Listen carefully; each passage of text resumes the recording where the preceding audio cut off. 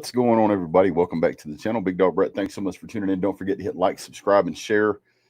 Oh boy, what a crazy game.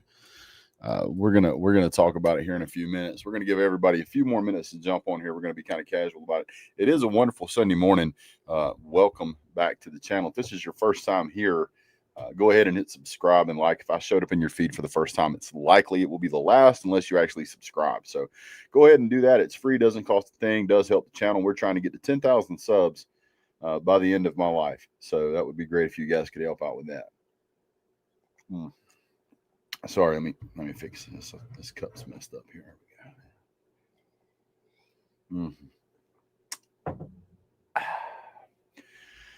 Lots to talk about. We're gonna have some help here in a little bit. Keith's gonna join the show. We're gonna talk about last night's game. We're gonna talk about a lot of games last night. What's up, 225 girl? One of the first things I'm gonna do here. we'll talk about the Kirby cheat code. We'll talk about the up, down, down, left, right, AB select, start Kirby move that we saw. We'll get to that here in a minute. So yeah.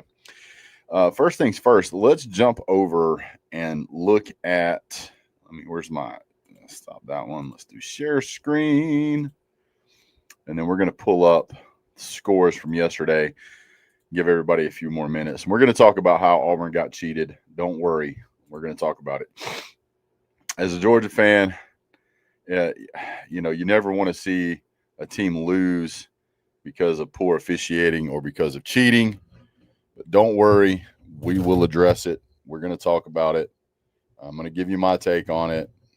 I don't think any Georgia fan is going to disagree with what I said. Auburn was 100% cheated, dude. I promise you. And by the time I'm done, you'll agree with me. By the time we're done, you will agree with me. I promise. I'm not somebody who's going to say something like that lightly. I'm not going to give out bad information or misinformation or give you an opinion. I'm going to show you stone, cold, hard, irrefutable facts that Auburn got cheated by the refs. I'm going to show it to you. I'm going to show it to you. Does that mean that they still would have won the game? No, that does not mean that. That's one of those shoulda, coulda, wouldas. We never know what's going to happen or what could have happened. So you can't say that. Trust me, something you got to hold on, man. You got to hold on. I'm getting everything lined up. I promise you, it's worth the wait. So please don't give up on me yet. Don't give up on me yet. We'll come back to it though. We'll come back to it. I'm not going to let you down. I promise. If it's your first time here or if you're a repeat offender, go ahead and hit the thumbs up button. I appreciate it. So South Florida absolutely walks the dog on North Texas. That was Friday. Not a big deal there. Let's talk about some of the other stuff that went on in the game while we get a few more viewers on. Don't worry. We are going to get to it. Final at Ohio State versus Illinois. I don't really think this game was ever really in doubt. It was 20-3 at the half. Illinois just never really could get back into it. So Ohio State turns 3 takeaways into 21 points, beats Illinois soundly 34-16. That's a blowout by definition. That's a 3-score game.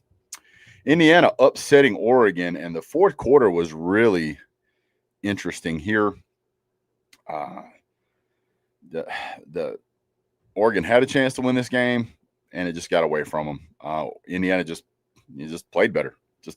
Just played better. Ole Miss was losing here at one point in this game, I believe. They managed to come back and squeak out a win against something called a 3-3 Ohio State. Trey just said, Brett, this better be good. Listen, guys, what's up, Kings A? I promise you, let me get to it, and you will 100% agree with me that Auburn was cheated and cheated by the refs. And I will prove it to you beyond the shadow of a doubt. This is not hyperbole. This is a factual statement. This is not trolling. I'm not trolling you guys that Auburn got cheated. I promise you I'm not trolling. So just hang on. We will get to it. I'm waiting for Keith to get here. He should be on in a little bit. Florida versus Texas A&M. Going in at the half, it was 21-14. kind of looked like it was going to be a decent day. DJ Lagway had a pretty decent day. He threw for around 60%.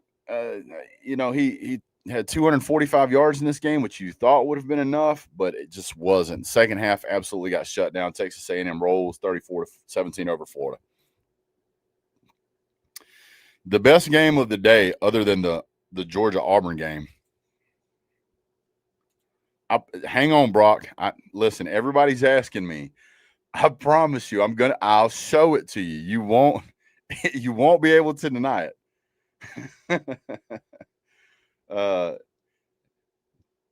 What did she say here? Why did that not come up?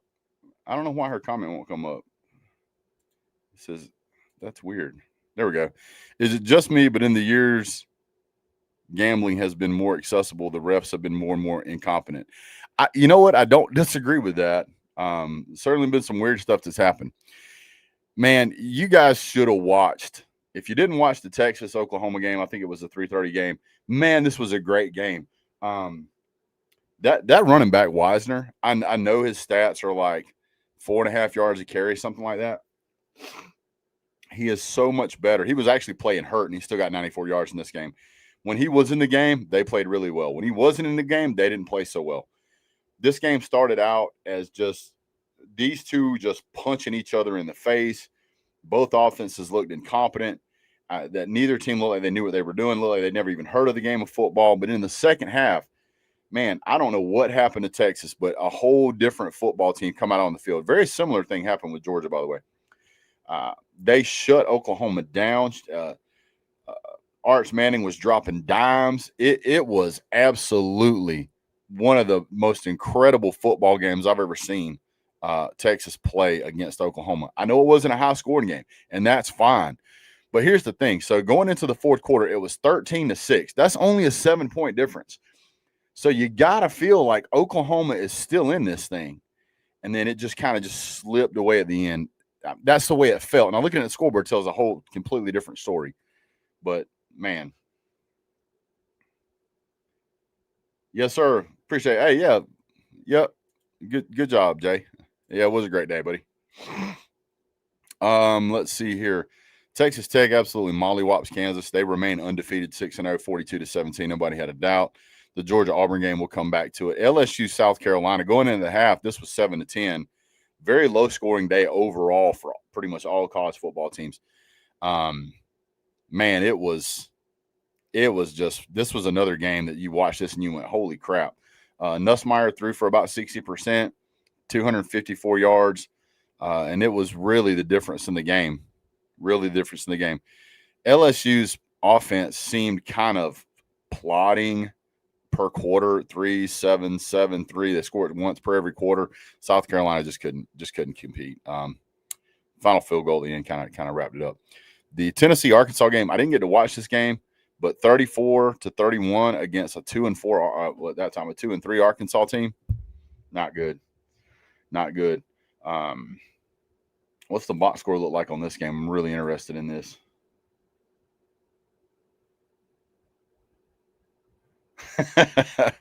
No, it's not. It's definitely not. Let's see here. Yeah, a lot happened in this game, man. We will talk about it. Don't sweat it. Don't sweat it. Back to our the box score here. Where's the box score? Box score. Thank you. You're getting me sidetracked here. Taylor Green went 21 for 31, 256 yards, no interceptions. Joey Football, 16 for 25. That's about 64%. No, yeah, 64%. 221 yards, 1 touchdown, no interceptions. Tennessee had 273 yards on the ground and 221 through the air. Now, Arkansas had 241 on the ground and 265 in the air. So I don't know what that means for Tennessee, but they got to get that fixed, man. That's absolutely crazy.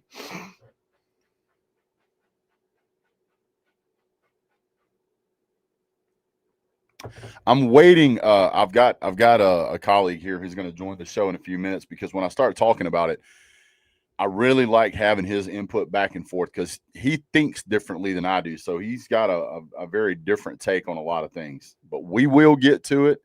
We're only 15 minutes into the show. Hey, you don't get to say that, sir. You don't experience that. You have numerous kids. You're good. Georgia Tech, Wales on Virginia Tech. Once again, Haynes King, the animal that he is, goes 20 for 24. 80% completion percentage. Guys, this game right here is going to be tough. If we play like we played against pretty much anybody this season, that game is going to be tough for Georgia. Notre Dame, which nobody cares about, beat NC State 36-7. Colorado manages to squeak away a win here at Iowa, 64% by Mr. Salter there. Florida State, though, man, Florida State, what you doing, bro? What you doing? Could have won this game about 5 times. And somehow you managed to lose to Pitt. You're 0-3 in the ACC now. I think you're the worst team in the ACC. And here's the biggest thing. You beat Alabama. Beat Alabama right out of the gate. Oregon goes down in a big way. So, yeah. Ah, there he is. Let me see if I can figure out how to do invites again. What is this? No, I don't want to leave studio. There we go. Copy, and we'll throw this in the old StreamYard. Well, people are going to be riled up. People are not happy about what I'm going to say. They're already upset about it. People asking me what's going on. I'm going to tell you. Don't worry. It's indisputable evidence. Indisputable evidence. And it changes a lot of things. So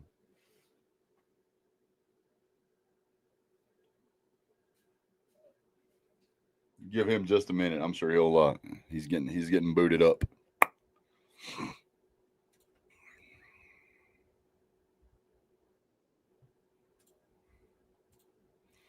What's going on, Keith?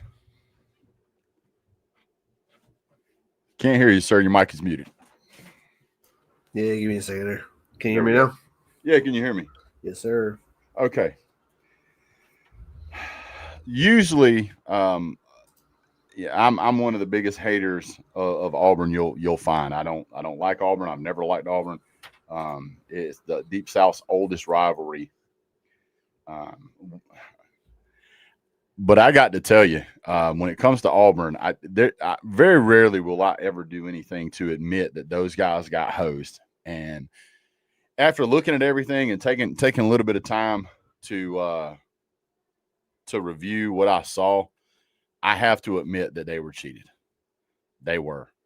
And here's how I'm going to prove it. I'm going to add something to the screen here. I want you to show me whether or not you agree. Let me get rid of this. Stop screen. I got to do a whole new one. Share screen. All right, here it is, guys. Make sure you guys are paying close attention here.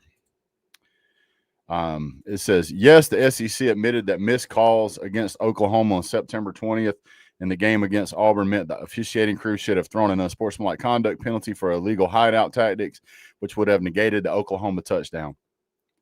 I don't know how it could be any clearer that they got cheated. They came out and admitted that they got cheated. They came out and admitted that it cheated them.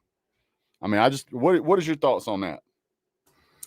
Yeah, I mean that trick play that Oklahoma the Oklahoma ran, that was that was obviously an illegal play and definitely cheated. Yeah. I mean, you can't, even as a Georgia fan, I can't sit here and say that Auburn was treated fairly in that game when even the SEC admitted that they were cheated. Yeah. The rule is that this is called a hideout tactic. It's an illegal action in college football, and it's used to deceive opponents. Normally results in a 15-yard unsportsmanlike conduct penalty. The SEC acknowledged that it incorrectly interpreted the play and that it was a significant error, stating the appropriate accountability would be applied to the crew. The touchdown stood and contributed to Oklahoma's 7-point victory. I mean, there you have it, folks. They were absolutely cheated. I just don't see any way around it. If you disagree, please tell me how any of you could possibly disagree that they got cheated. I'd love to hear it, because even as a Georgia fan, I got to admit they got cheated. Is anybody willing to make that claim? I'll invite you on the show right now.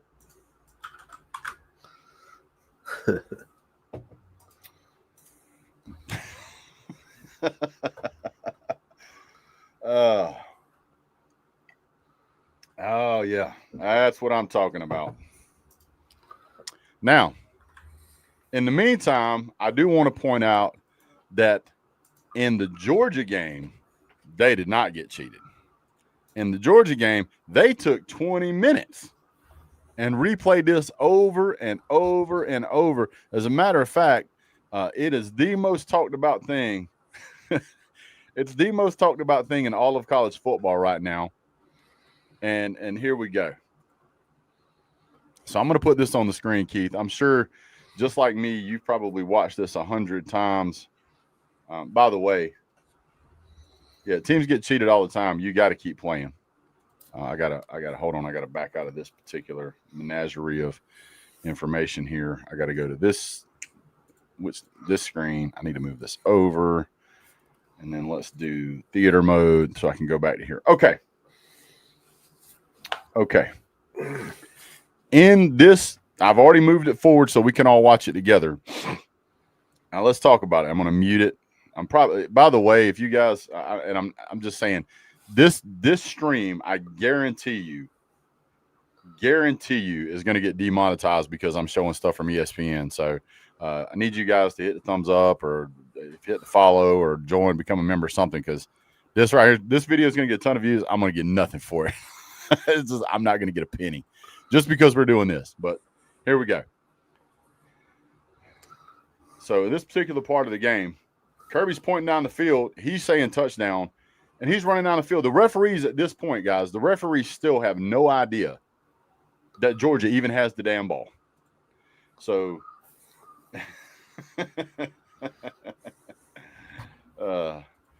they don't even know. Did you notice that, Keith? Yeah, I did. If you play back, I don't know if you have it in this clip, but the referee, like, that's standing behind the pile, he's absolutely looks confused, and he absolutely looks right at the ball as it comes out and sees the ball loose. And then when the Georgia player picks it up and runs by him, like, you see, they got the black cat right here. He's to the left. Everything. He's looking directly at the fumble, sees the guy pick up the ball, and he kind of flinches to get out of the way of him. He's looking directly at him. Yeah, he's watching what's happening. He's looking at him. He's looking at the only player he can possibly look at this moment. The other three refs have no idea that the ball is not in the pile, which, I understand it for the bottom two refs, but the two refs at the top, the ball was right in front of you.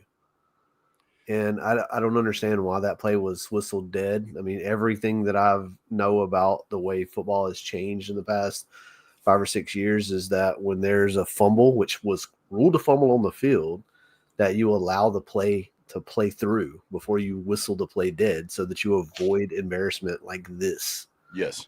And so, yeah, I mean, all the way around, this was both teams like having a wild referee play against them. You know what I mean? So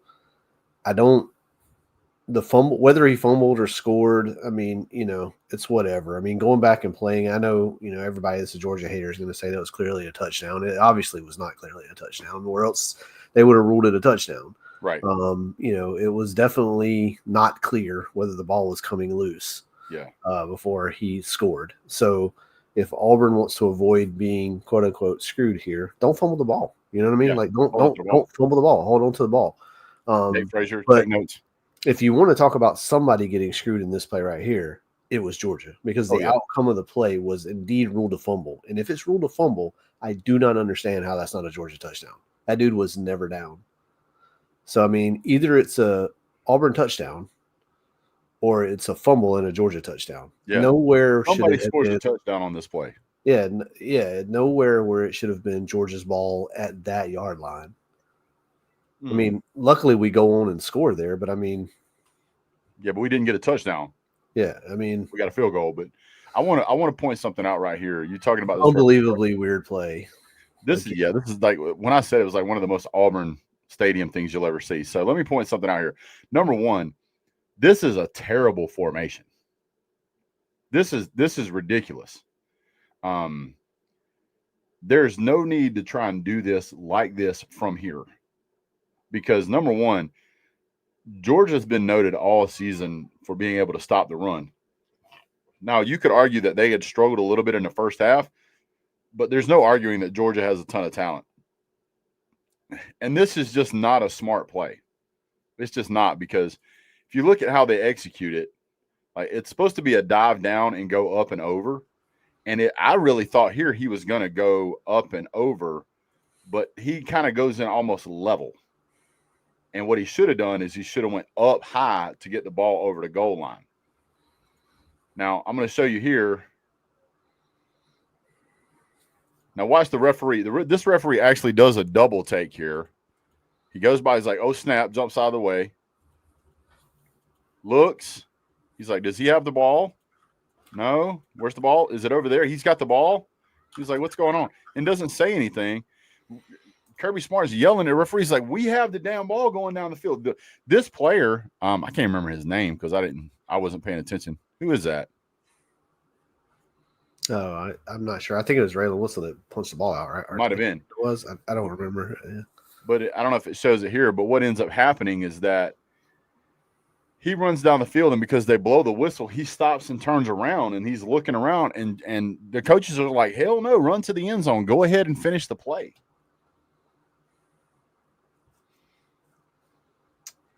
Let's see here. Let me get. I'm sure we'll get to it here in just a second. So, all right. So we get a really good view here. So, all right, look at the left hand coming in. Left hand hits the ball right here. This is what they talked about. The moment that this ball, you can see his fingers actually come off the ball. And in a fumble situation, it is the moment the ball starts to come loose. So the moment basically that his fists touch the ball, you'll see it here, and I'll show you. Right. All right, let's go down here and let's slow it down. By the way, if you're a person who really likes college football, and this is something that interests you, you have this same ability. You too can go on YouTube and use the slow down feature and go, okay, frame. Yeah, like Three-Pete said, the ball was punched twice. Right there. Yeah. Once he touches the ball, and you can see that ball is starting to come out. This is how they did it in the officiating booth. So from then on, that ball is out, out, out. Now you'll see from the sideline view here in just a second that they try to make the argument that he was over the plane. Where did the speed button go? What did I do wrong? There it is. It is the moment that the ball starts to come out. And I'm sure they'll show the side view here in a second. And also, what is that Auburn player doing right there? He's looking right at the ball. Why not just pick it up? that was another thing that was so zero. Weird. Yeah, zero. He look. It was in his hands at one point, I thought. That's Jones. Yeah, Jones picks it up. I mean, the ball. So I guess they didn't show it, but on right here, let's just go back.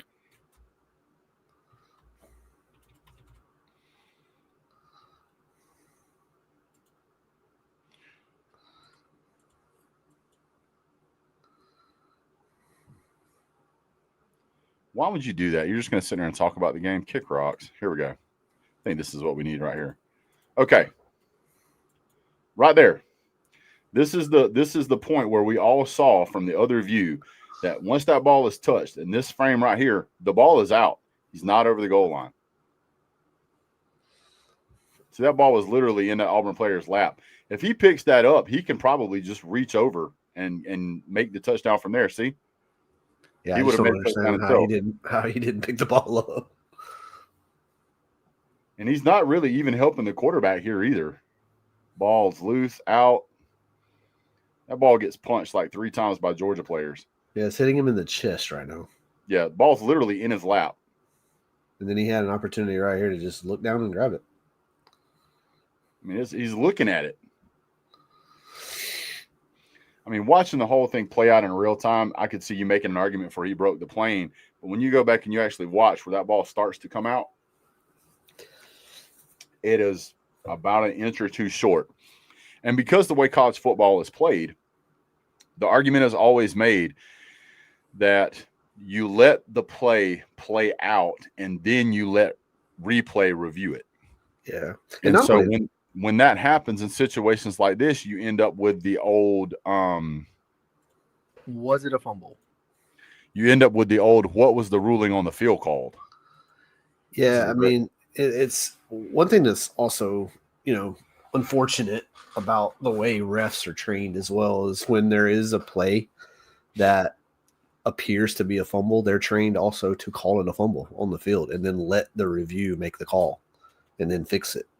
And so when you have plays like this where it's kind of borderline, it's one of the arguments I've made for a long time in football, ever since they made that change, that whenever there's seemingly a fumble or any type of change of possession like that via a fumble, that the game or the game is designed to err on the side of a possession change.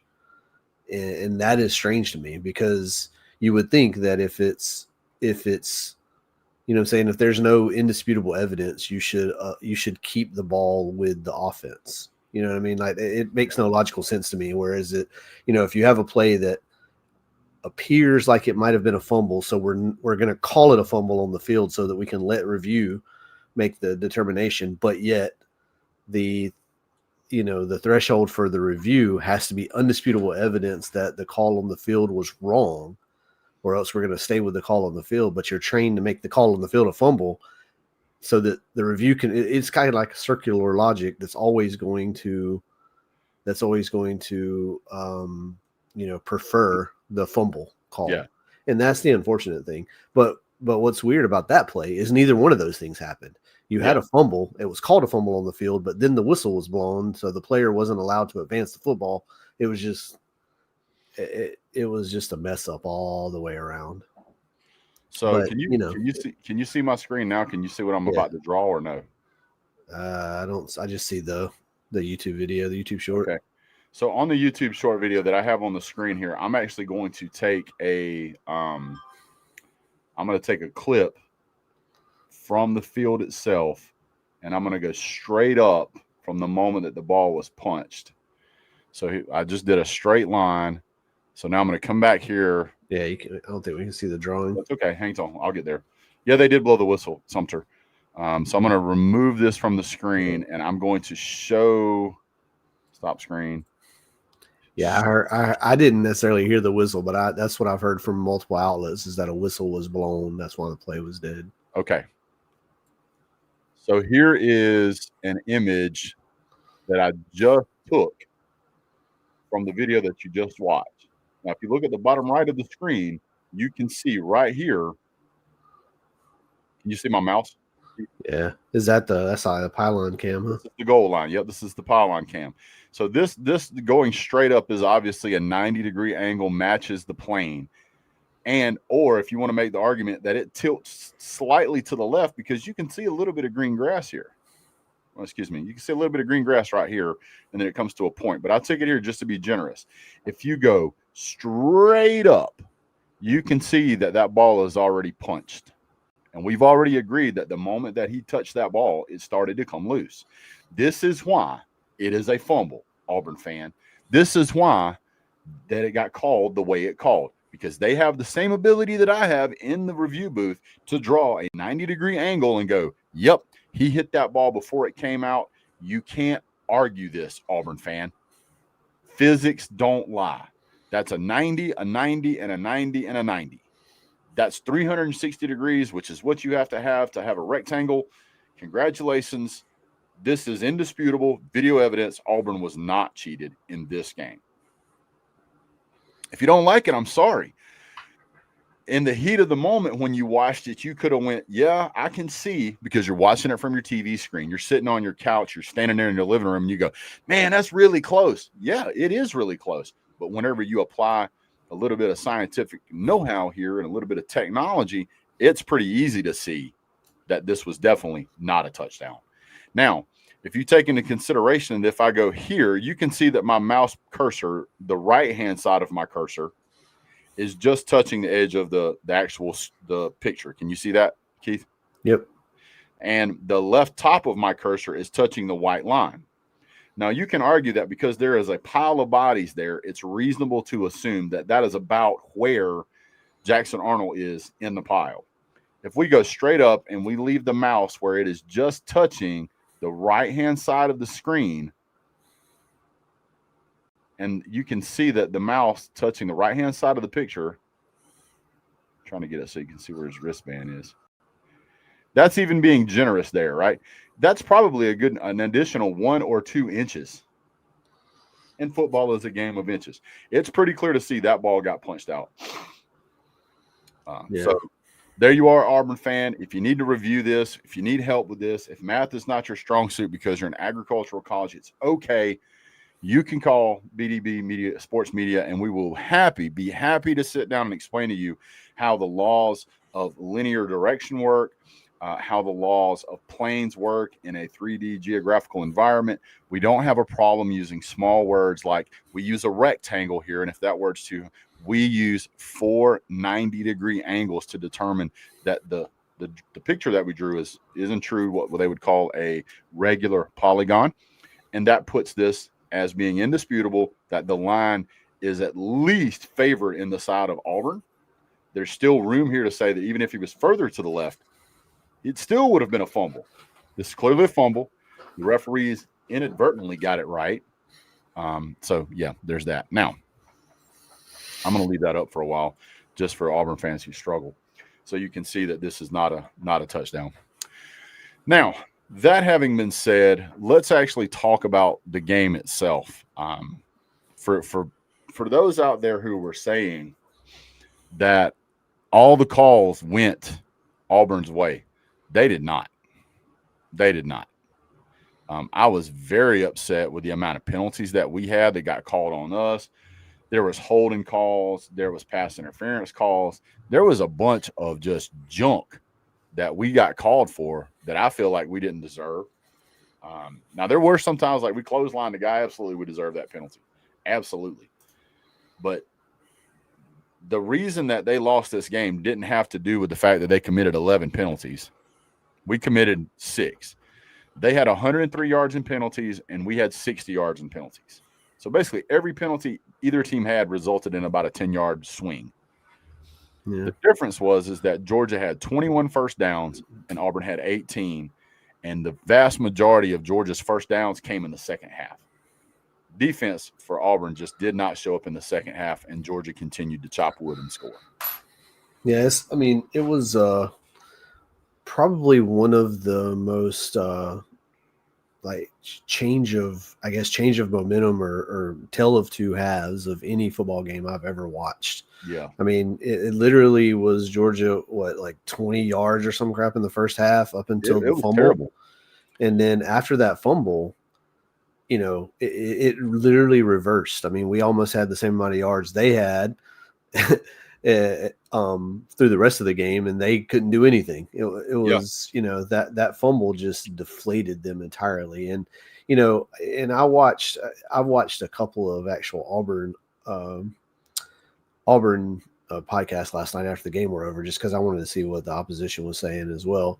But and I've seen a couple of them make the same point, and which I probably agree with. Hugh Freeze has been on the hot seat. That's been kind of a talking point about right. Whether Hugh Freeze is going to keep his job or whatever, and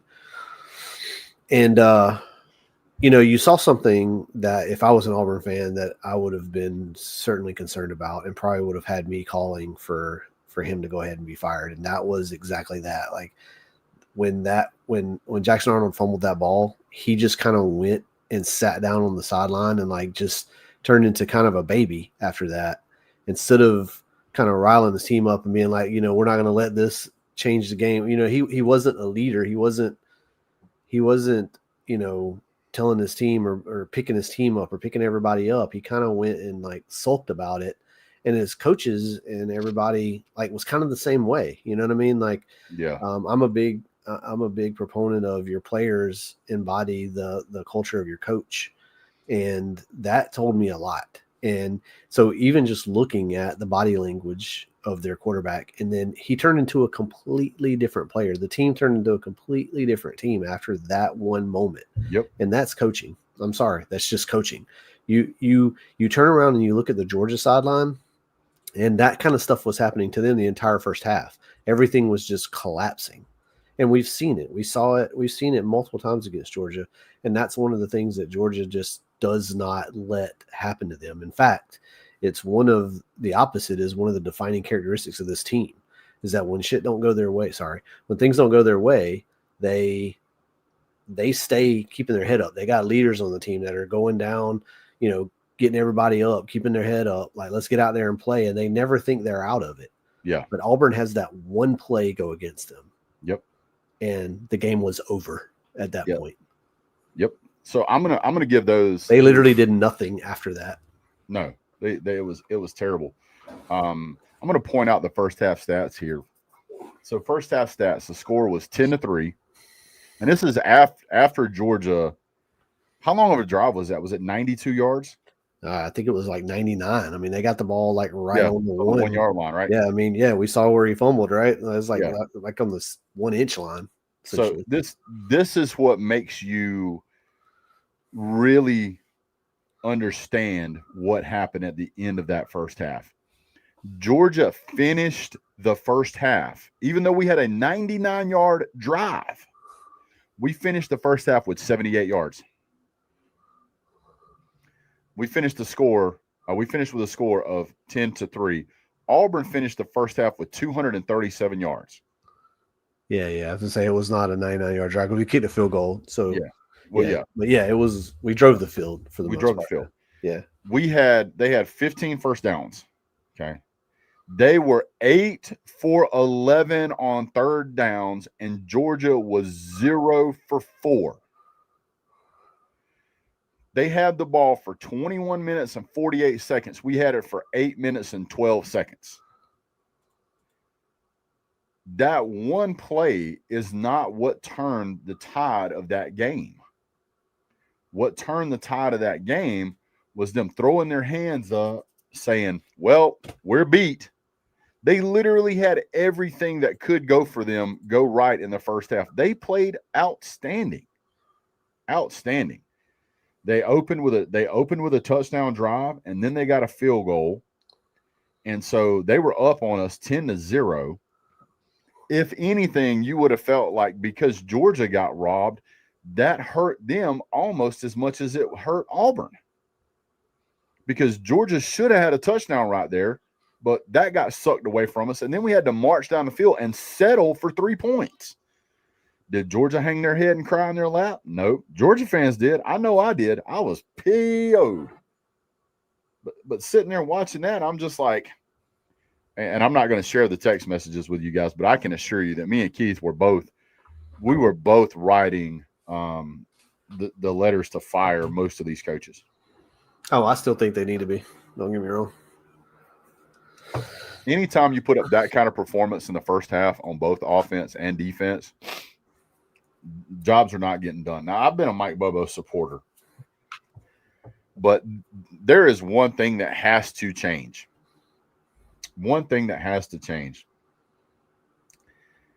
You cannot, Mike Bobo, talking to you, buddy, if it's 2nd and 17, don't throw a damn screen pass to the line of scrimmage. Whenever we came out in the second half and started actually throwing the ball down the field, we a completely different football team.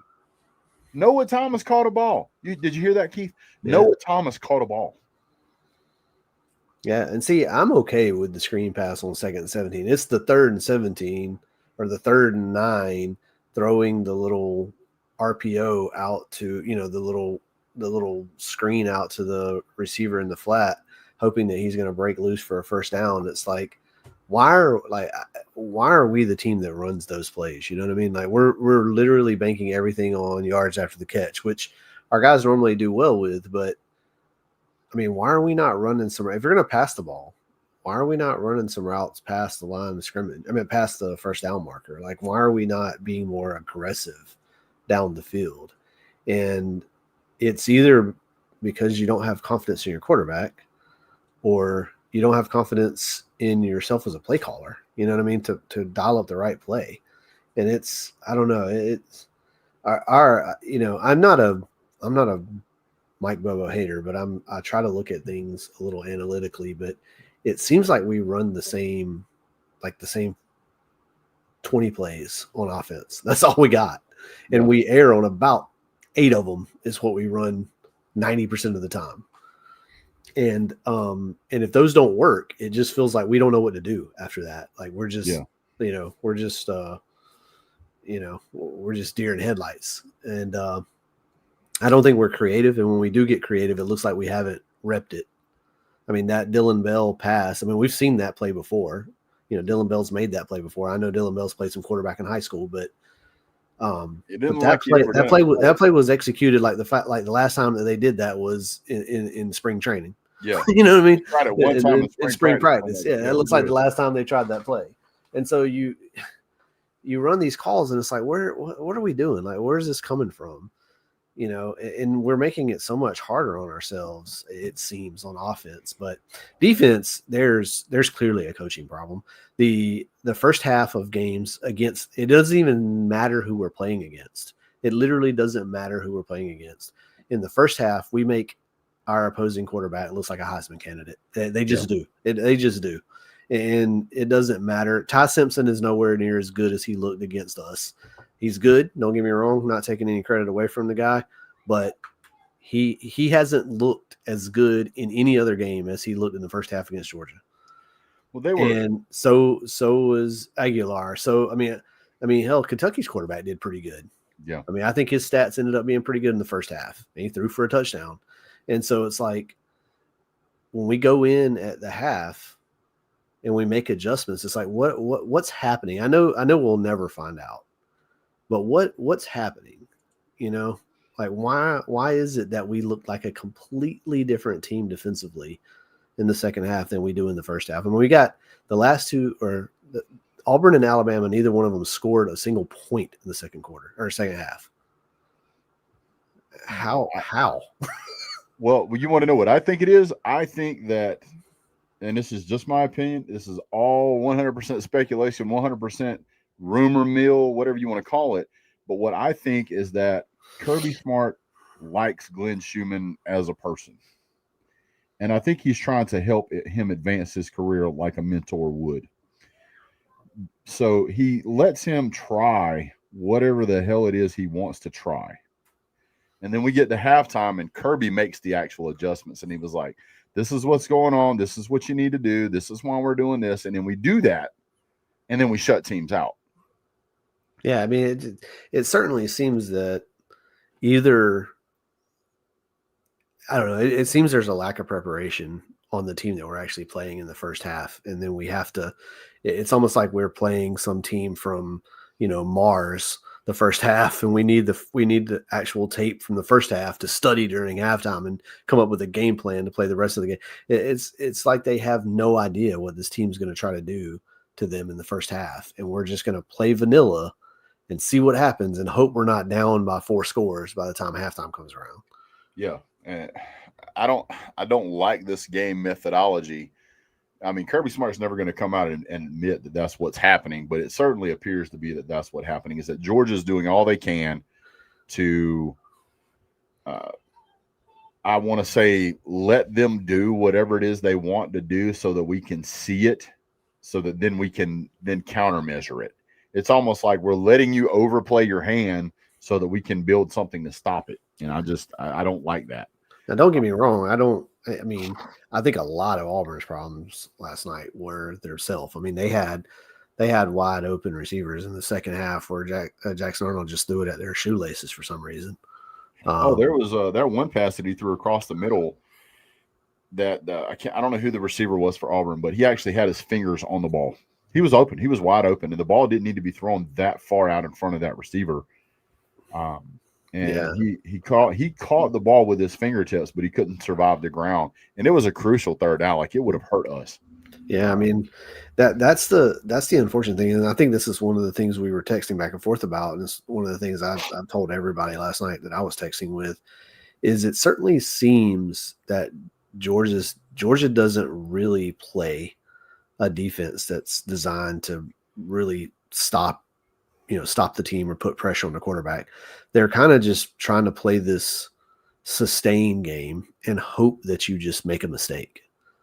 You know what I mean? They haven't really put together I don't know, a great defensive game plan. They just try to keep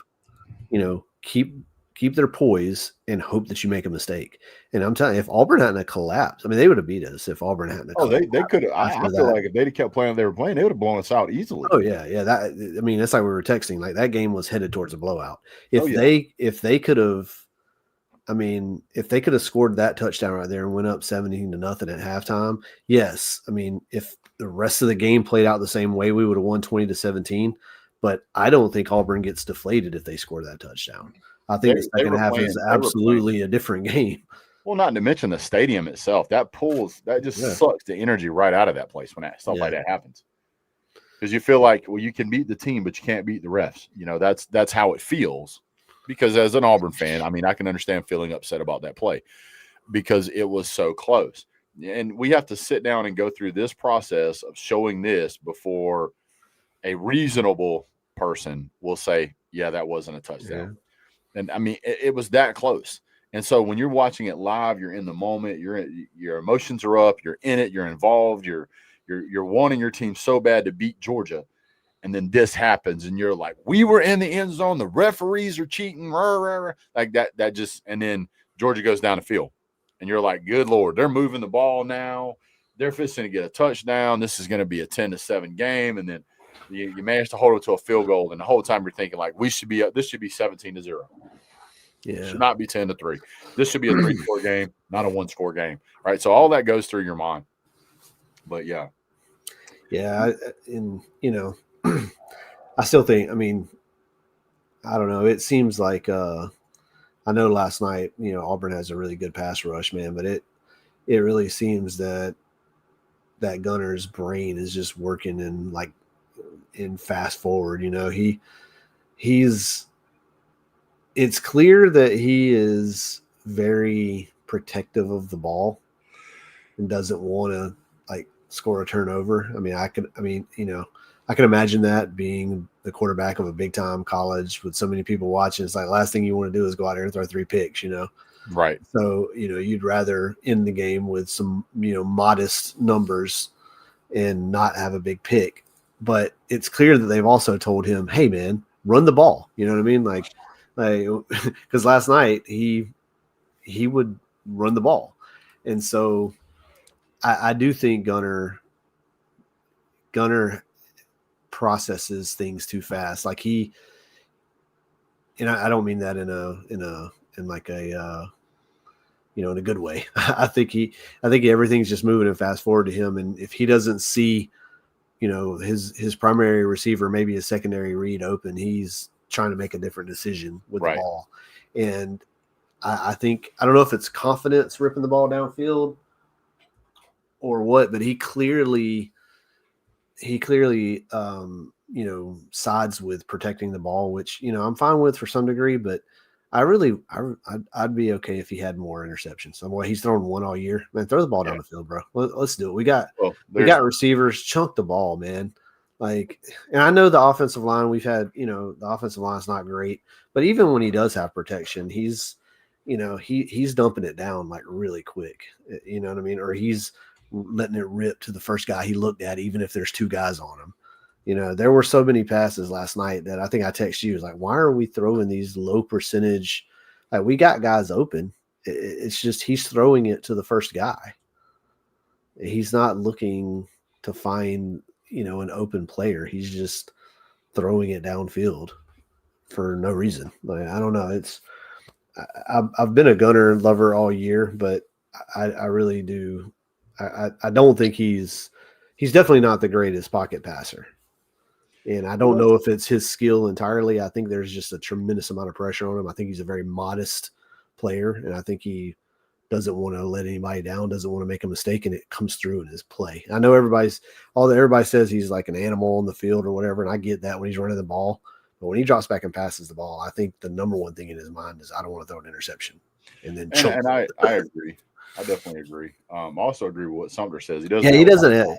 He doesn't have a lot of time, but that's what I'm saying. And the times that he does have time to throw, he's looking at his guy and he's chunking it. Like he's not. It doesn't appear that he's processing the coverage and like understanding where his guy's going to be open and understanding what is coming at him, particularly when they're playing zone. Like I think he's one of the highest rated passers when it comes to man coverage. Yeah. But I mean, in man coverage, you got receivers that are beating their man, and so they're open. He's, it's.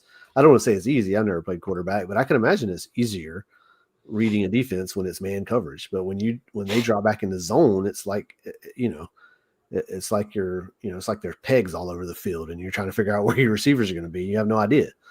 So I understand that, but he doesn't. I don't think he understands what's about to happen pre-snap.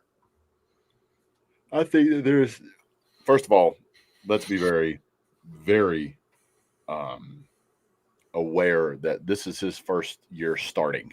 So you have to give him a lot of credit for he is a first year this is truly his first year starting quarterback. He's played in some really tough environments. Playing at Auburn at night is tough. Yeah, playing Alabama at night, even at home, playing Alabama at night is tough. A lot of energy, a lot of nerves go into that. Playing big teams like Tennessee, there's a lot, and he has done fairly well. I would say he's done as good as Carson Beck done at the same time and point in his career. I think that right now the game seems to be still a little bit too fast for him, and I think he's going to get better as we go along, and that'll slow down. We'll see if he develops confidence to throw it downfield. But the thing that I like is that the way that he leads keeps his players in the game. Oh, I mean, he's great as far as getting the ball down the field. I mean,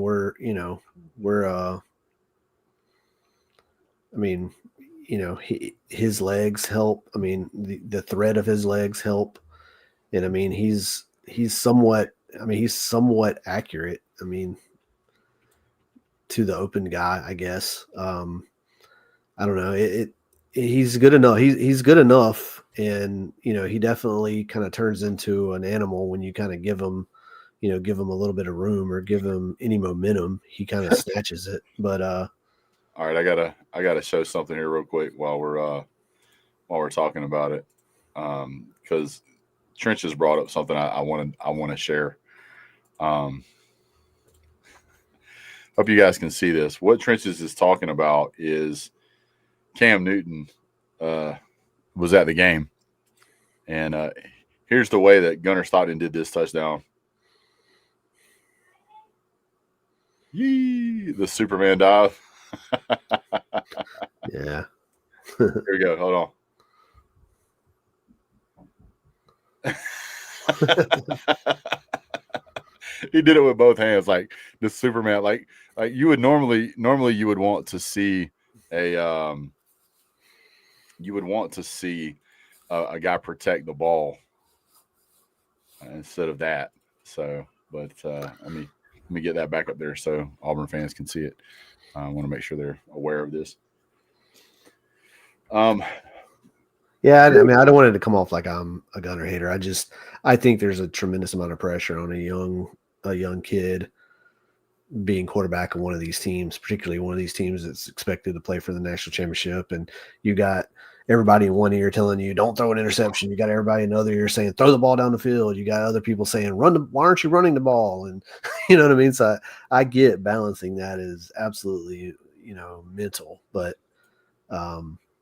it does seem, I don't know, it seems like you see other programs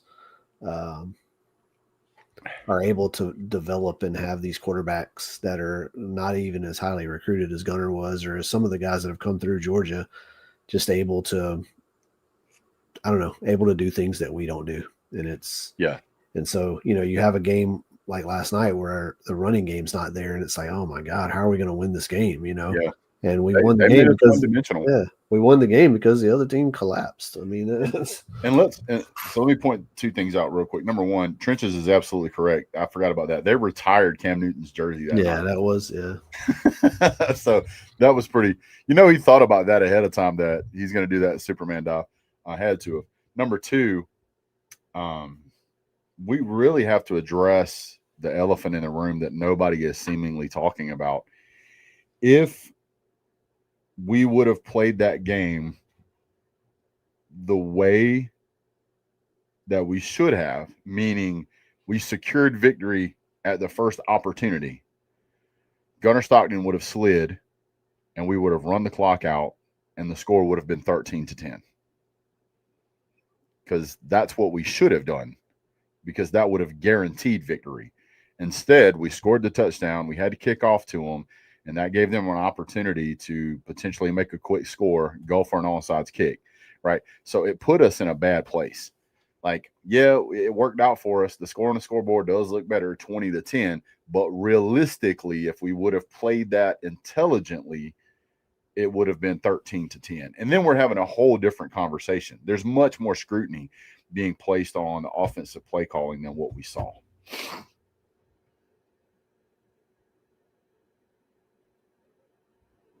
Did I lose you? No, sorry about that. Didn't they get almost like half of their total second half yardage in that last drive?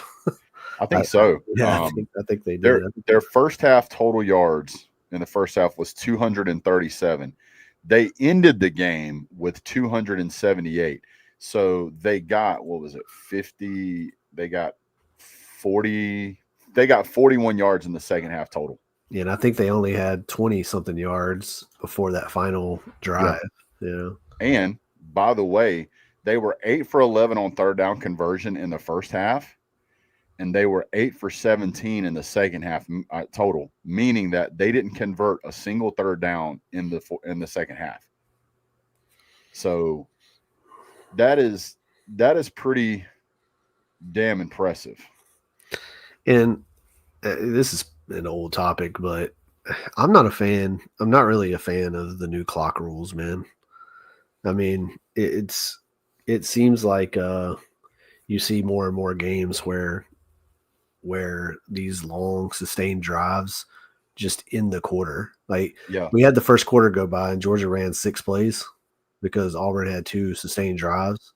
Yep. Like, I get it, time, controlling the clock, but running out of bounds, not stopping the clock and just keeping it running. And then when we go to commercial, it's like they're trying to shorten the game, but then they increase the commercial break. Yeah. They didn't shorten the game at all. No, they didn't shorten the games start at the same time. You still got 1 o'clock. I mean, you still got the 12 o'clock games and your 3:30 games and your 7:30 games. So the games still butt up to each other exactly the same, but we get less football and more commercials. I mean, when you go to a game and you see that when they come out and do the media timeout, I mean, it's like a minute longer, like every time they do it now than what it used to be. And not only that, and it's frustrating when you watch a game like last night, where it's like the first quarter ends, and it feels like it's kind of wild because the first quarter ended, it felt like the game just started. Yeah. And then by the time the second quarter ended and the half came, it was like, man, it feels like this game started yesterday. I think they pointed out that from the 2-minute warning or the 2-minute timeout in the first half until the half was over, the 2-minute timeout was at 9:01, I think is what they said. And then it went to half at 9:40. Yeah. That is insane. So basically it's almost like you're playing half of a football game before the 2-minute warning and a second half after the 2-minute warning. It is so crazy. It's because of all they had all the reviews and craziness that happened right at the end of the half, but it's just wild to me that you have an entire, both teams, it kind of felt like they didn't even really touch the ball. Like Auburn, it seems like they barely touched the ball in the second half, and then it felt like Georgia barely touched the ball in the first half, and it was because each team put together sustained drives in the respective halves, and not running out of bounds, not stopping the clock, and all this stuff, and the first downs not stopping the clock. It just seems like the clock is just running and running and running and running. One of the other things that you look at is between the final 2 minutes with that fumble,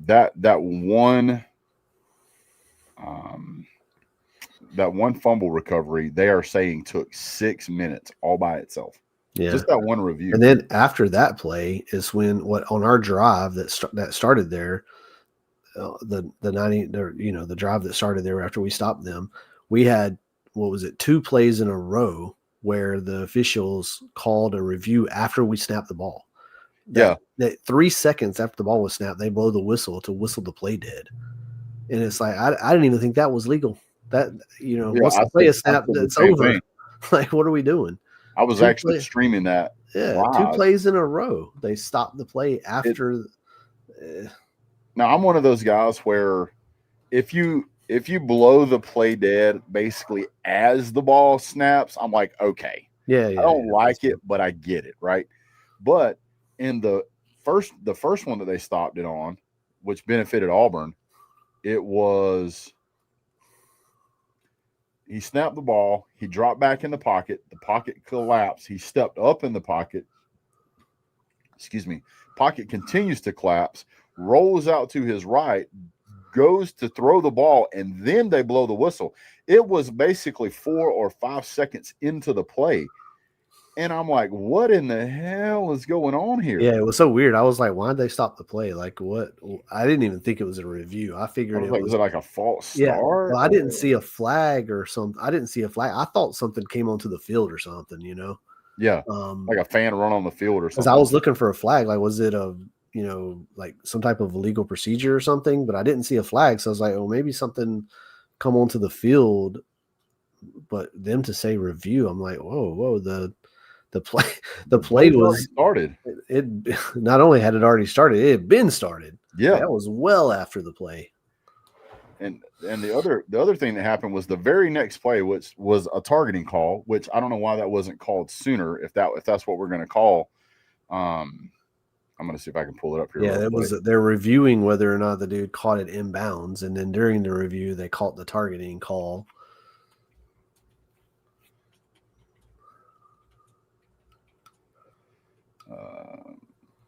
Which, I mean, I don't know. I think some of these targeting calls, I think, the targeting, okay. I mean, maybe it was, he definitely hit Gunner's head. I don't know if he was necessarily aiming for his head, but, and then the roughing the passer on Gunner. If you want to talk about Auburn being screwed, those were ticky-tack in my opinion, but I think anytime that you hit a player in the helmet hard enough that you knock your own damn helmet off, the reason for targeting is player safety for both players. Yeah, and that was clearly. I don't think he intended to hit him in the head, though. I think he was going towards the midsection, and Gunner was jumping because he kind of like jumped when he threw the ball, and he kind of came. I don't know. It was one of those things where, I get it. You call it was violent, but I just I don't envy being a defensive player trying to tackle the quarterback. It's got to be so hard. I know intent doesn't matter, but still, you gotta you gotta at some point decide that things happen. You're going to have violent collisions. It's kind of like the blindside block with Cash Jones. That was a bullshit call too. So this is why I think that this is targeting.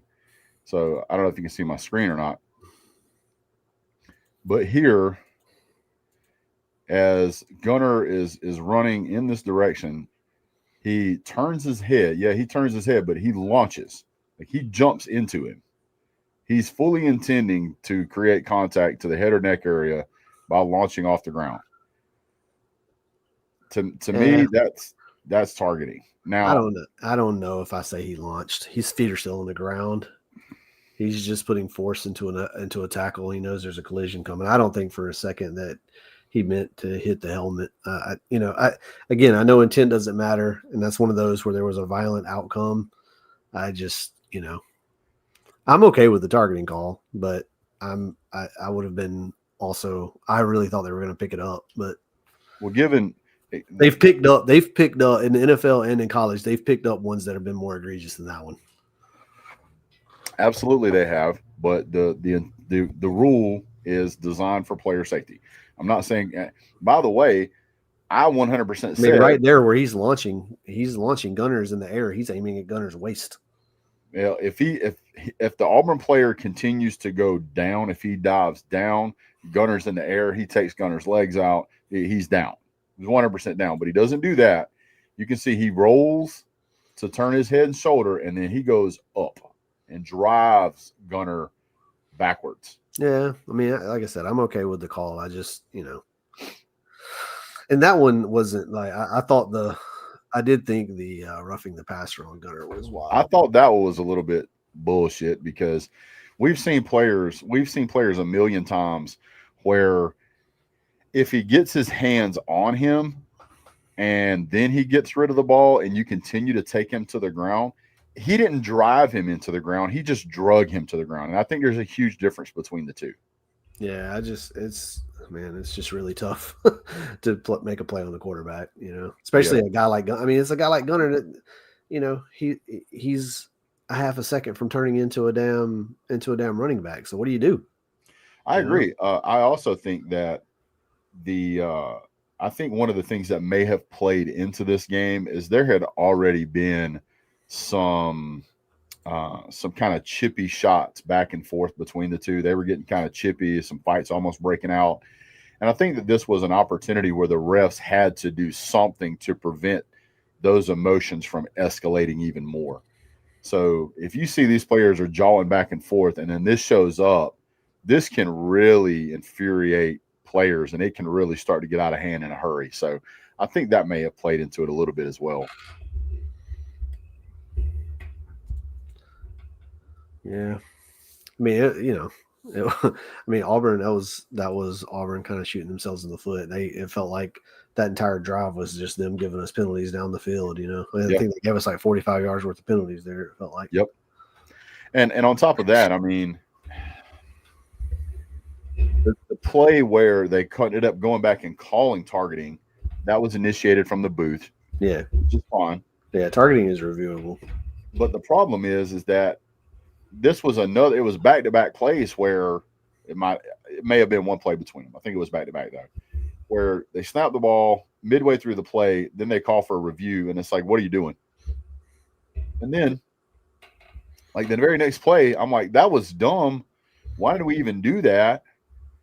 And then I was like making a parody of what they did on the previous play. I was like, this is so bad that we're going to snap the ball. Gunner snaps the ball, drops back, goes to throw, and now they're going to call for review. And sure as that's exactly what happened. And I'm like, oh my God. Yeah.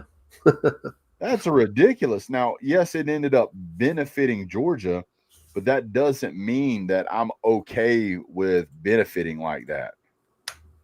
Yeah. Now let's talk about the other thing that a lot of Auburn fans are going to talk about, and let's talk about the Kirby timeout. Yeah. I mean, this is something that needs to be very clearly talked about. We need to discuss this. Now, I'm going to put this on the screen for everybody. Nostradamus, Brett. Yeah, you got it, buddy. Yeah, I've been defending this to everyone since it happened. It feels like anybody that's not a Georgia fan is like, Kirby's a cheater. His integrity is ruined. All Georgia players are cheaters. Like, let me find the right one here.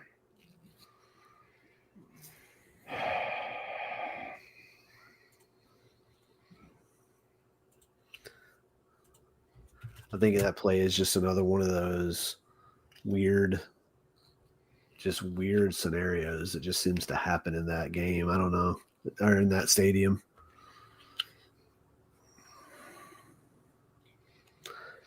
I'm trying to find the one where he was running down the sideline. So you can see, like right here, he's saying this clip, I've seen this clip, and a lot of people say the very first thing you see is him saying timeout, but I don't think that for a second. I think what you catch him seeing at the very thing is clapping, and then he's saying that's clapping, that's clapping, that's clapping, they're clapping. Clapping. Yeah, you can see right there that one part. Now, certainly, I think it's it looks like he's making the timeout gesture. I don't know if he's I don't know if he's doing a mistake with like his hands, if he's just so used to making that signal, but it doesn't appear that he's, because most coaches, as they're running forward doing that, they're saying timeout, timeout, timeout. And if he wanted to make the argument that they're clapping, he would have gotten the timeout, then made the argument that they're clapping. But I certainly think that, that he was trying to, because if you watch the play, the safety on the safety for Auburn was absolutely clapping with about 6 or 7, with about, I think it was like 6 or 5 seconds left on the clock. Their safety was absolutely clapping when Gunner was trying to get the snap off. And then that's when Kirby, and right within like 2 seconds after that is when they whistle the play dead, and they show Kirby over there like running up saying clapping, that's clapping, they're clapping.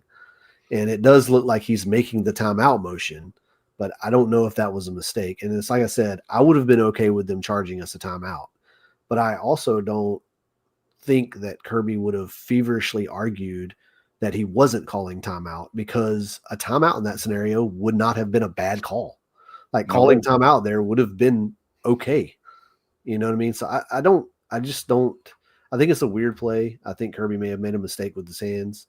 I don't think he was trying to call timeout, because like I said, every coach I've ever seen running towards the ref like that is hollering timeout, timeout. He's hollering, they're clapping. And they absolutely were clapping. In the press conference after the game, he even said that he told the refs that Auburn likes to clap. Hey, stand by. He's going to point it out. Right back. Go ahead. Keep going. Right. That he's going to point it out. And so, I think he may have made a mistake with his hand. And again, I think I would have been completely okay with them charging us a timeout there, because it was a weird play.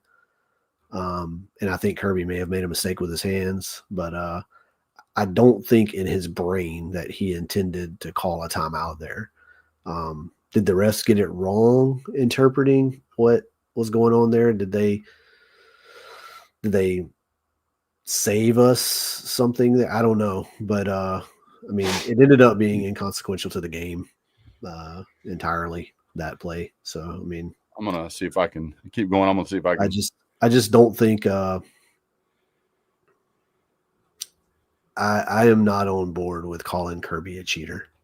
Not because he's the coach of my favorite team. I just don't think there's no evidence to think that he plays the game in a way that would have him. Because I mean, that would had to have been thought about and planned. Like, hey, when I get this opportunity where I'm gonna act like I'm clapping and act like I'm calling a timeout, and I'm gonna like say that I was clapping instead of the timeout immediately. You know what I mean? Like, I don't know. It just doesn't seem like it doesn't seem like exactly. It doesn't seem like characteristic for Kirby to try to cheat. It doesn't seem like a scenario that would have been planned for. And I don't know. It was another one of those weird plays in this weird stadium. And something I've never seen before. And like I said, I would have been okay if they had charged this timeout. They didn't charge the timeout. It didn't matter. We ended up missing a field goal anyways. So, I mean, it's whatever. So it looks like it was like right about here. Might have been the play before. Trying to find out what's going on here. By the way, Zachariah Branch running right at the middle for 10 or 15 yards per run had nothing to do with I guess they skipped that in the highlights. It seems like it's something they should have put in. It's a great run right here, by the way. I think it got called back, didn't it? Yeah, this got called back. We were down to the one, ended up calling it back. Blindside block by Cash Jones here. Absolutely unnecessary. You didn't have to do this. And that ended up costing Georgia quite a bit. But so that's unfortunate that clip doesn't show that. Yeah, I mean, I don't know if I can share my screen, but I have it. I don't know if it'll mess you up anywhere, but no, go ahead. I can remove this. And then I can stop screen. Go ahead. Hang on just a second. Let me make sure I got the right thing here. I think it asks me if you can share, and then I just let it. All right.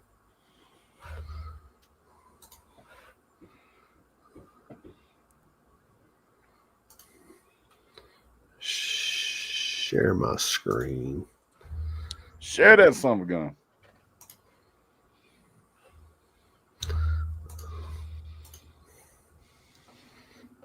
All right. Can we see anything? Yeah, I can do that. You should be able to run it now. All right.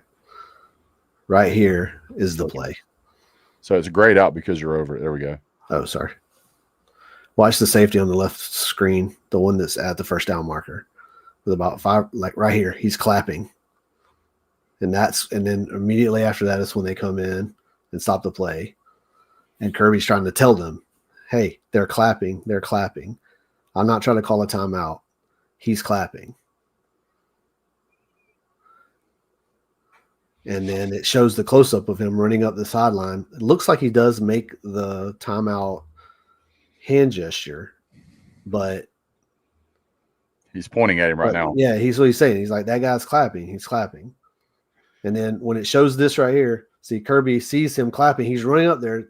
It looks like he's making the timeout gesture. I'll give you that. And I'd have been okay with them calling a timeout. But he's absolutely not saying timeout. He's saying clapping, that's clapping, they're clapping.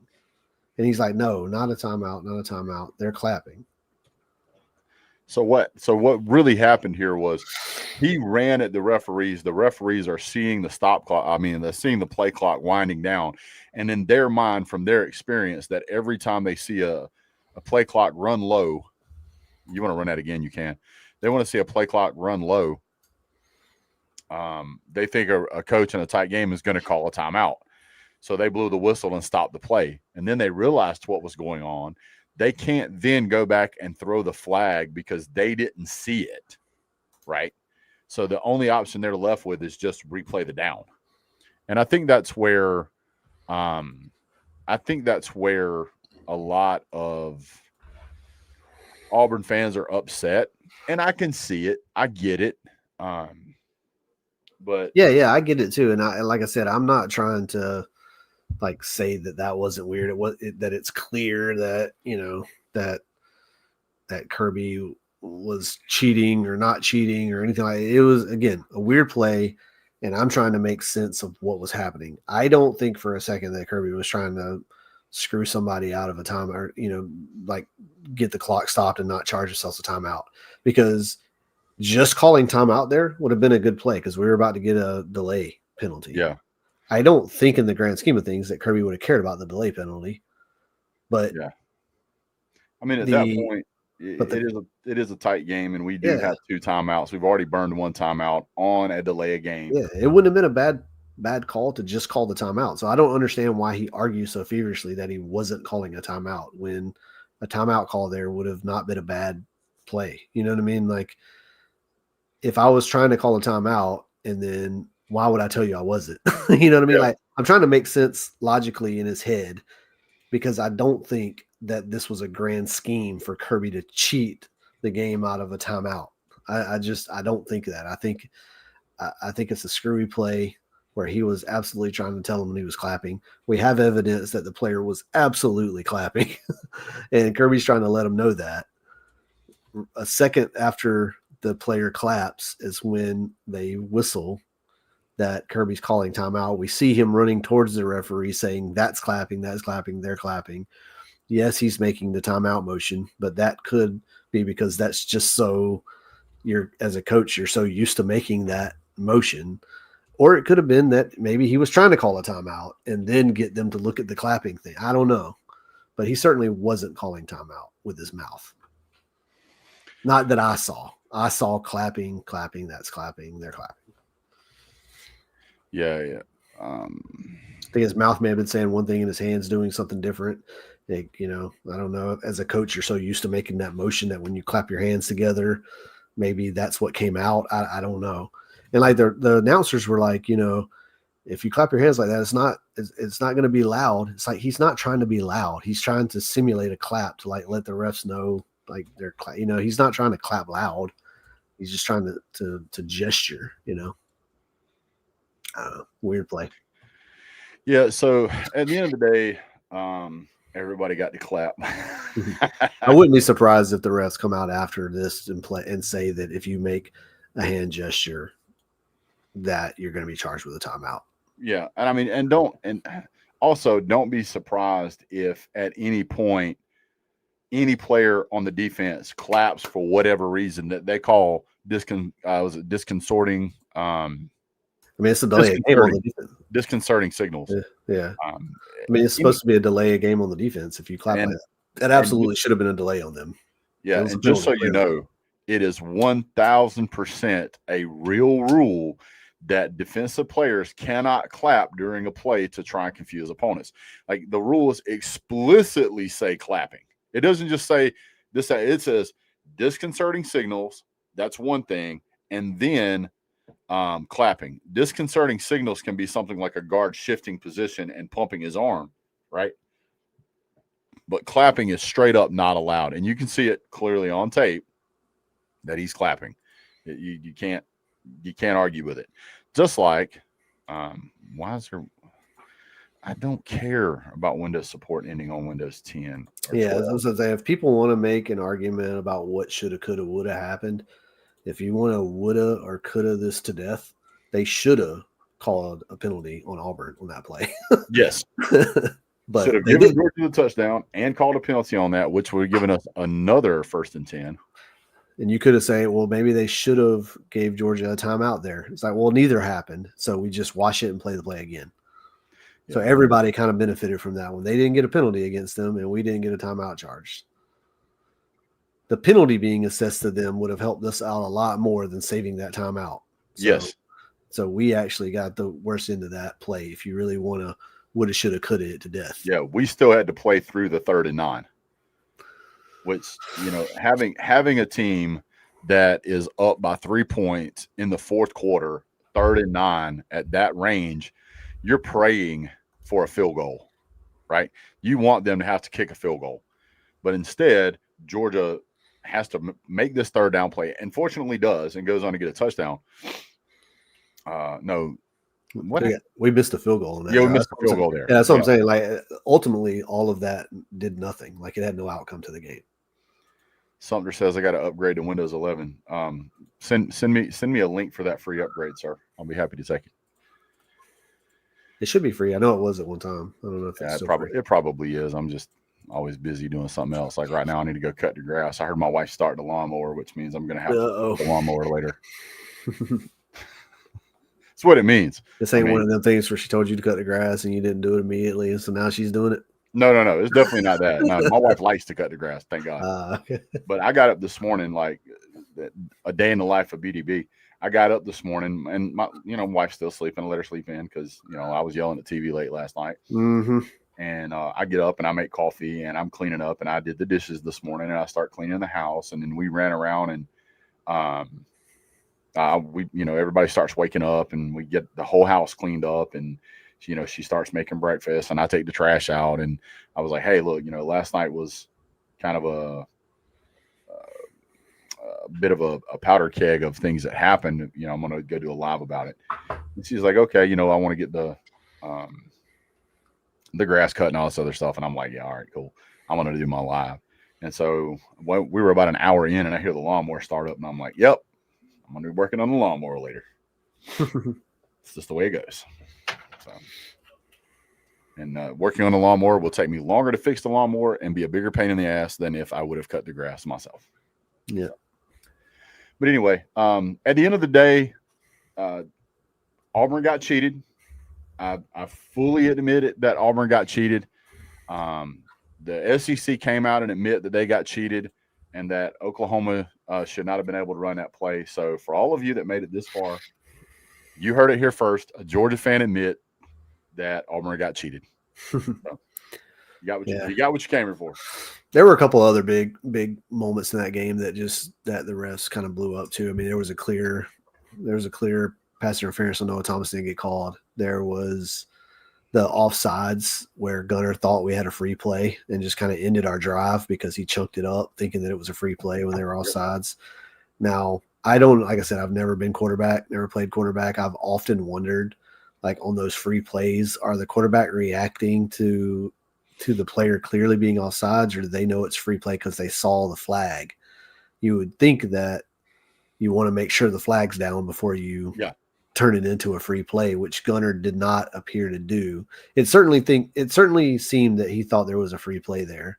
Because again, that was another one of those, let's chunk it down the field, low percentage play. Let's throw it up, see if we get a pass interference, or see if our guy makes a play. Yeah. But I don't think that's a pass that he would have made if he had not thought that was a free play. And so we kind of got screwed out of one there. The dude was clearly offsides, no flag. Yep. And we throw the ball away, and I think it was a third down. I think it was a third down play too. And we end up, punting or something from there. Very strange, how you miss that offsides. That's some of the more egregious, like obvious penalties to call when you have everybody is still and the defense jumps off sides. You got a judge looking straight down the line of scrimmage. I don't understand how that doesn't get called. But yeah, I saw several plays where I really honestly and truly thought that they should have been called for offsides. But we can talk about penalties that should have been called, penalties that were called, calls that were gotten wrong. We can talk about all that stuff. But none of that negates the fact that Georgia's pass rush is one of the worst in the country. It's certainly the worst in the SEC, in my opinion. I think we only cited him one time on an actual design blitz, and it's because Auburn absolutely blew their assignment, and we get a free running linebacker. Like, our blitz packages do not fool anybody. Like, no. I mean, if you want to make your quarterback look like a Heisman, let Georgia blitz against them, because like every offensive line, no matter how good they are, picks up our rushers, and the quarterback still has all kinds of room to make the play. And it seems like a lot of times when we do get pressure on the quarterback, they over pursue, and the quarterback just easily shakes them loose too. You know what I mean? Like a lot of times when we do get pressure on him, the quarterback gets away from him. You saw Jackson Arnold do it. You saw Kentucky's quarterback do it. Ty Simpson, the like one or two times that we did get pressure on him and they touched him, he just kind of like, was able to just get away from him, because even though they got pressure on him, they only got a hand. Yeah. And there was one time where we actually got hands on him and then could not get him down, and he ended up picking up either a big first down or a substantial amount of yardage. And I'm like, we make every quarterback look like a Heisman candidate when we play them, and it doesn't matter how bad they are. Yeah, the 3rd and 17 in the first half when he runs and he runs for 24 yards. Like I literally thought like that one felt like a dagger to the belly. You know what I mean? Like I thought game's over from this play. Like this is indicative of how this game is going to go. This is over. 3rd and 17, and you let the quarterback run for 24 yards. It's like, where is everyone? Like, where are y'all? It's unbelievable how on every play he can either run. Any team's quarterback can run for 15 plus yards, or they have 2 receivers wide open. Yeah, it's like, what are we doing? If we're not going to get any pressure on the quarterback, where's the secondary at? Like, why is there open guys if you're not going to – you can't do both. You can't not rush the quarterback and let receivers run wide open. You gotta do one or the other. We had times in that game where, by the way, we rushed 3 and they still had receivers open. Make sense. That means that Auburn had 5 guys on their line. We rushed 3, right? So pretty much every guy they've got downfield should have 2 guys on him. Should, but they were still wide. Some guys were wide open. I couldn't understand that. And then there were times on offense whenever they rushed 3 and we couldn't run the ball.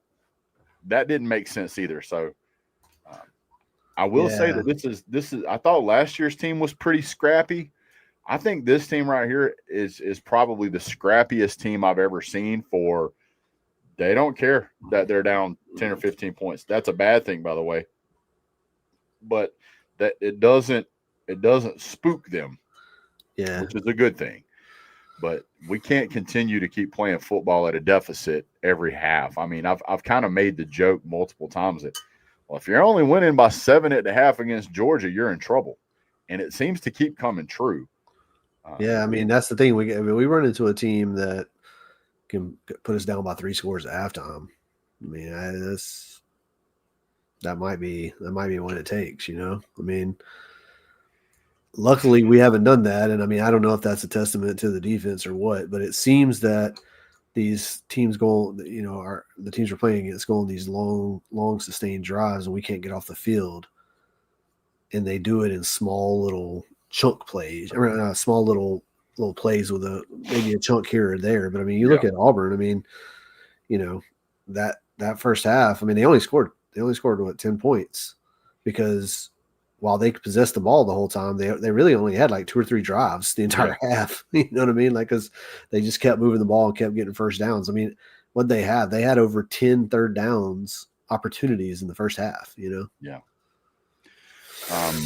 Coming up next week, we play Ole Miss, and then the week after that, we play Florida. I'll talk about Ole Miss more in the future, but I wanted to real quick, wanted to talk about Florida just to get this knocked out. They started the season out really good at 55. They scored 55-0 against Long Island University, and since then, they beat Texas 29-21, because Texas is an absolutely terrible team. And then they lost yesterday to Texas A&M 34-17. I don't know. I don't know if Billy Napier will still be the coach when we get to Georgia, Florida, or if they let him play against Georgia to take this loss. Do they let him finish out the season? The season's screwed. Their season's screwed. They're 2-4 right now. They have 2 losses in conference. They lost A&M. They lost to Miami. LSU. They did lose to Miami, but LSU and Texas A&M. They still have to play Georgia, Ole Miss, Tennessee, and I think Florida State's a toss-up at this point. They're both terrible teams. But I'm interested to see how that plays out. Yeah, I mean, it may end up being what they do. Was it they got Mississippi State next weekend? I think. Mississippi State. A loss to that one could do it in, but you know, at this point, you might as well just stay with them to the end of the year. Yeah, let him soak up all these L's. Because he's gonna lose at least. I think he's gonna lose at least 3 more games. Keep in mind, if he loses 2 more games, if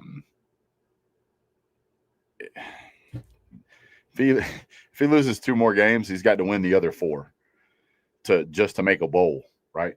So that means if he loses to Georgia, and he loses to Ole Miss, he's got to beat Tennessee. If he beats Georgia, he's still got to beat Ole Miss, or like